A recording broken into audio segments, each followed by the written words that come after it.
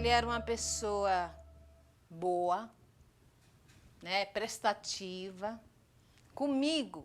Não que eu estou desfazendo dos meus 2 filhos, mas ele era o mais apegado comigo, né? Tudo ele vinha, mãe, preciso disso, mãe, tem café aí? O café dele era aqui na minha casa, todo dia de manhã.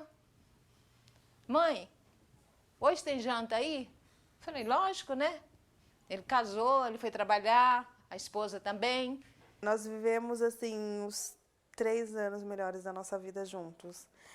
Nós nos apertamos porque eram 2 jovens, eu tinha acabado de começar em um outro trabalho, e aí já vem logo um filho. Só que, assim, tanto a minha família quanto a dele nos apoiou muito. O meu pai apoiou demais, a minha avó nem se fala, ela fazia tudo por nós e para nós. A madrinha do meu filho, que é a minha tia também, e a mãe dele também. Nos apoiou em tudo, assim, desde o nosso casamento até o nascimento do Murilo. Foi excelente. E a nossa construção de vida foi perfeita. Saiu de manhã para trabalhar, né? Eu sempre falo, meu filho, vai com Deus, né? Era um trabalho que ele gostava. É uma coisa assim, ele tinha, sabe, prazer e motivação. Eu até brincava com ele, eu falava, por que você não é médico, né, que salva vidas e tal? Ele falou assim, se você soubesse a alegria que é quando eu subo naquele poste e ligo a energia das pessoas que estão sem energia, que estão doidas para assistir a novela das 9, a alegria das pessoas, isso para mim já me satisfaz. Eu fui cortar o cabelo, porque era quinta-feira santa. E aí, 1h30 da tarde, a gente se falou. Eu perguntei para ele se estava tudo bem, ele falou que estava, que tinha almoçado bem e desligou o telefone. 3h15 da tarde, o meu coração acelerou. Eu fiquei sem chão. Aí eu estava no salão, a esposa me ligou. Liga para o Denilson, porque eu estou ligando o celular e o Denilson não atende. O companheiro dele atendeu, falou que ele tinha dado uma saída. Tenta ligar para ele. Aí eu peguei, tentei ligar, nada. Aí eu liguei aqui em casa, ele falou para mim, que ele ficou com o menino para mim. Falou assim, tem gente da CPFL aqui, e eu tô com o Murilo, e ninguém chegou. Aí eu peguei e falei assim, meu Deus, aconteceu alguma coisa com o Denilson. E aí, quando eu entrei pela casa da minha sogra, estava a psicóloga, o assistente social e a profissional do RH da subestação dele. Nesse momento, eu tive certeza que aconteceu alguma coisa, mas eu não imaginava que fosse o pior. E aí, eu perguntei, cadê o Denilson? E eu me lembro dela abrindo os braços e falando, está nos braços de Jesus. E, de repente, ele se foi. Eu falei, para que você fez isso o dia que ele foi? O Denilson foi embora e levou todo o meu orgulho, toda a minha certeza, tudo que eu tinha, que eu era dona de mim mesma, não sou mais. Eu não dependo de remédios e de psicólogos como a minha sogra depende, porque eu acho que isso para mim não resolve. Então, eu vivo assim, tomando remédio de faixa preta a vida inteira. Só que assim, só eu sei o que eu passo todos os dias à noite. O impacto que isso provocou. Porque é difícil você hoje olhar e falar assim, mas como que foi? Foi imprudência? Foi falta de segurança? Como que foi isso? Nós estamos ainda tentando entender nessa fase inicial, né, o que explica esses acidentes. Trabalhar em alta tensão,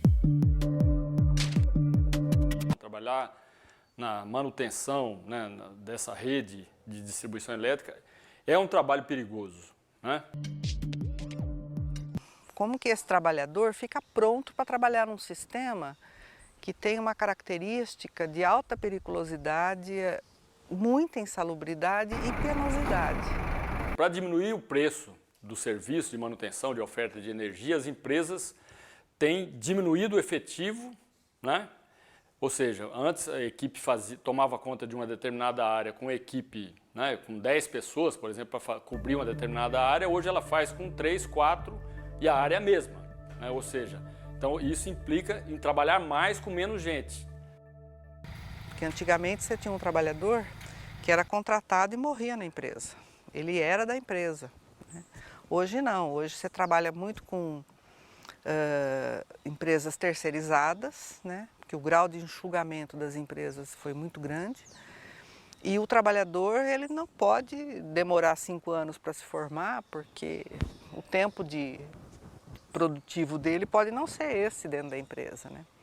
Mas naquele momento, que ainda a gente tinha muitos trabalhadores que foram formados no sistema antigo, os PDVs ainda não tinham feito o estrago que fizeram, eles diziam isso, no mínimo 5 anos, e a gente faz cursos e faz o trabalho monitorado em campo. Então era um vai e vem de semanas de curso e semanas de trabalho acompanhado por outros trabalhadores mais experientes. Se fosse necessário desligar a rede para tornar mais segura, isso era feito, tá? Não se pensava, não se colocava o homem em perigo de forma alguma, tá? O profissional vinha em primeiro lugar. A sua segurança vinha em primeiro lugar. Isso na lógica do público era o necessário para executar o serviço com bastante segurança para o trabalhador, para a equipe e para a sociedade.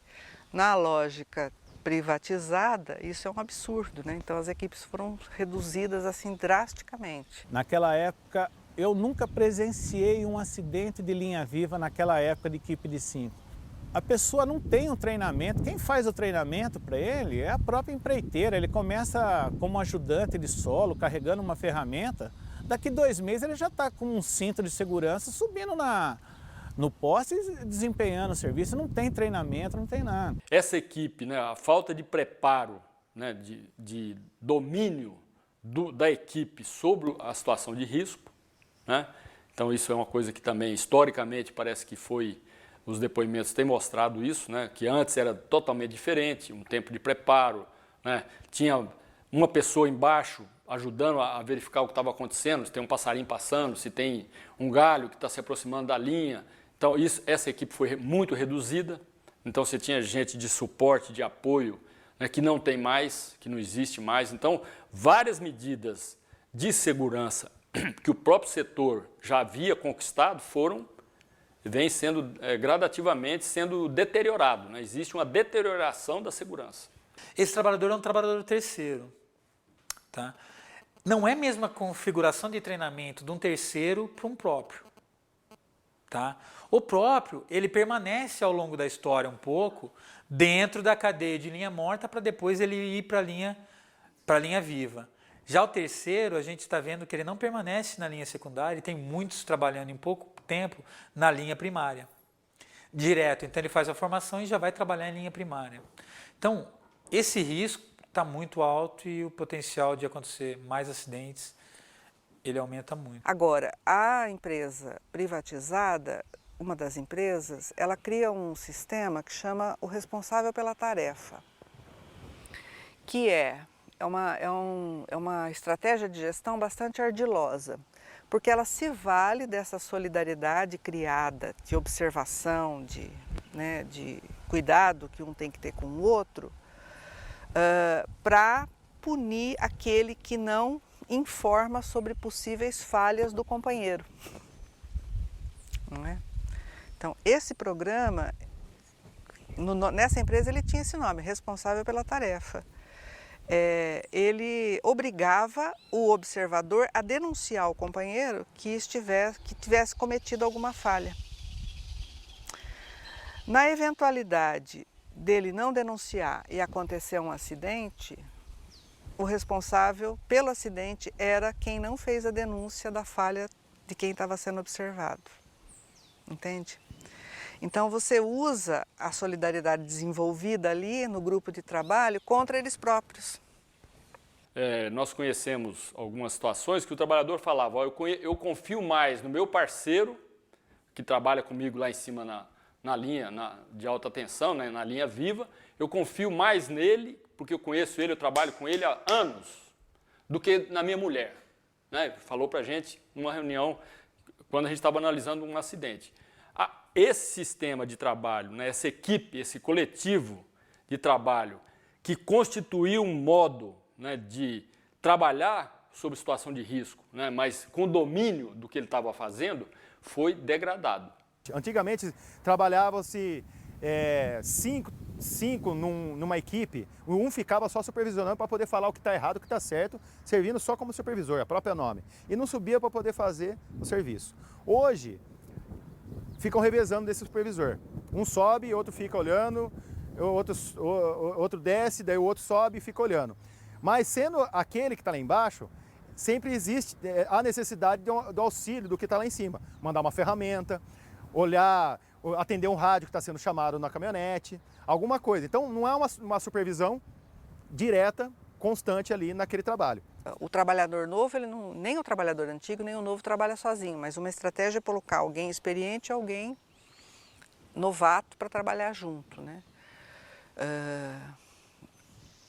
A falta dessa experiência acumulada dos mais antigos, a falta de treinamento adequado e as estratégias de gestão que vão em nome da produtividade, da redução do custo, minando a solidariedade do grupo, isso é uma bomba, né? que vai precarizando ainda mais o trabalho desse trabalhador e vai piorando a qualidade do serviço ofertado pelas empresas, né? Porque comparado a outros países, o setor elétrico brasileiro acidenta muito mais. Se nós compararmos, por exemplo, com a França, há anos não tem um acidente de gravidade grave como acontece no Brasil. E por que alguns países conseguiram minimizar ou eliminar o risco de acidente grave e o Brasil não conseguiu? É falta de organização. Então o Brasil tem que ter um olhar mais atento para o setor, porque é um setor preocupante, porque o risco é alto e um acidente, na maioria das vezes, é um acidente fatal ou mutilador. Aí eu subi com o equipamento, o cinto, tudo certinho, o procedimento normal. Aí a primária que eu falo, tem o poste, aí tem os 3 cabos lá em cima, o último que fica, os 3, que tem aquele pau, que é a cruzeta que chama, para segurar os 3 cabos. E eu tava na secundária para baixo, na iluminação do poste.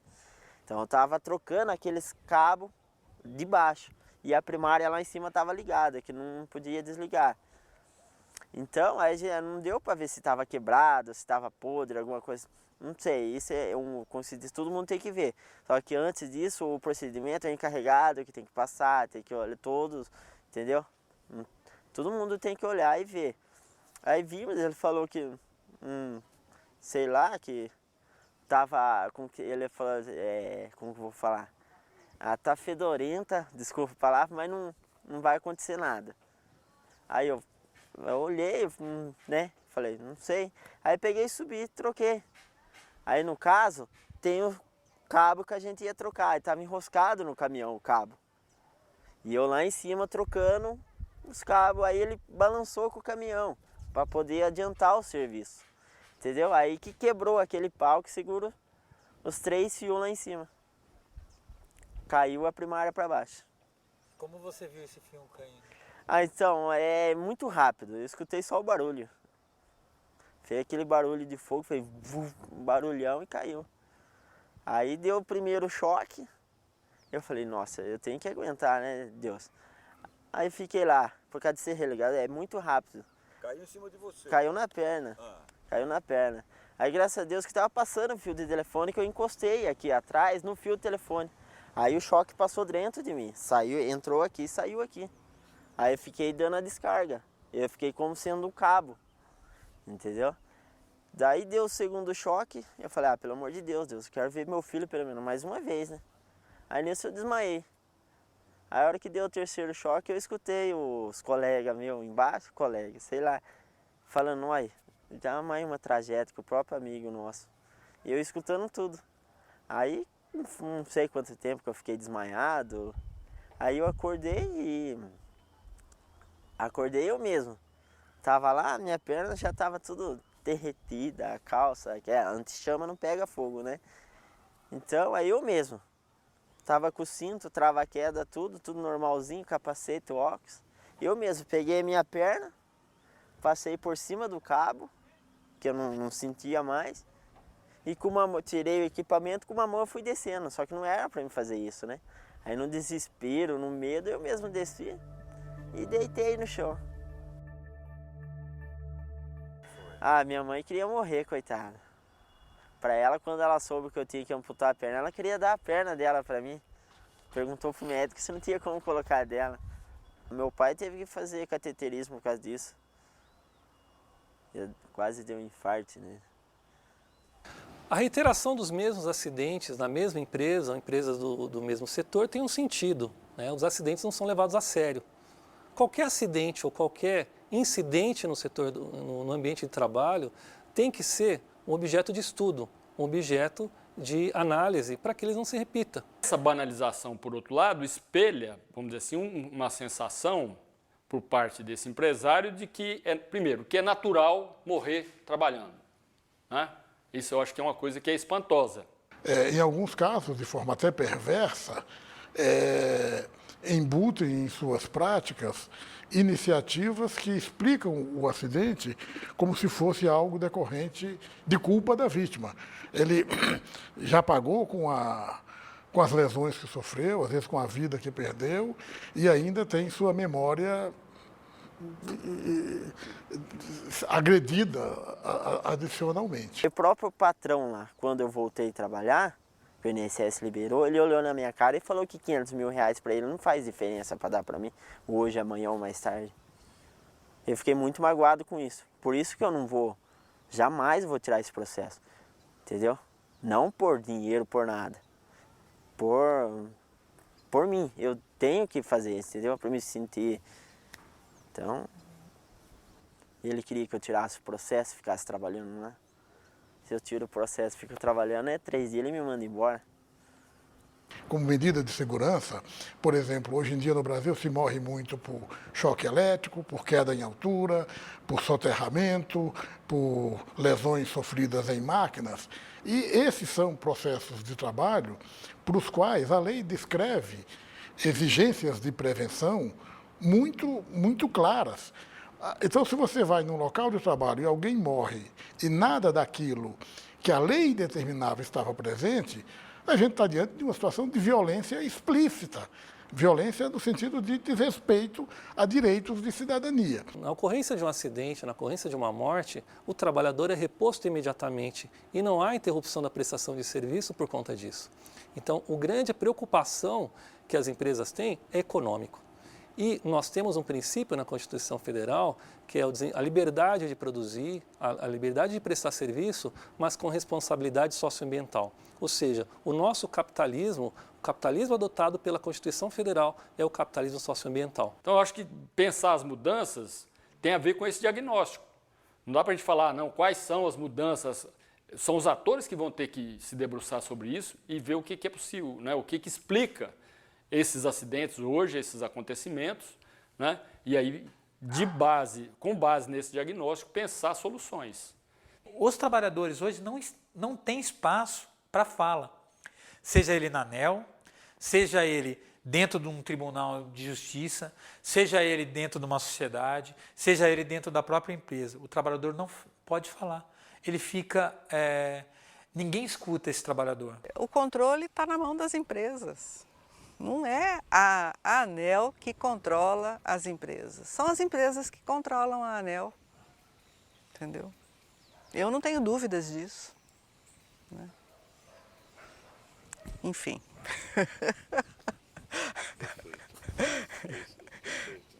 É o capital estrangeiro, é o capital internacional que foi aplicado no setor que controla, que dá as cartas. Isso na telefonia, isso na energia, agora vai ser na água. Que nenhuma mãe passa o que eu estou passando, que nenhuma mulher passa o que a mulher está passando, que nenhum filho passa o que o filho está passando. Também, pai. Né? É doído, né? Eu espero que as empresas hoje tenham mais segurança, né? Que tenha misericórdia do povo, da família, porque aquele que foi, já foi. Aquele que fica, fica morto. Fica morto de uma certa maneira.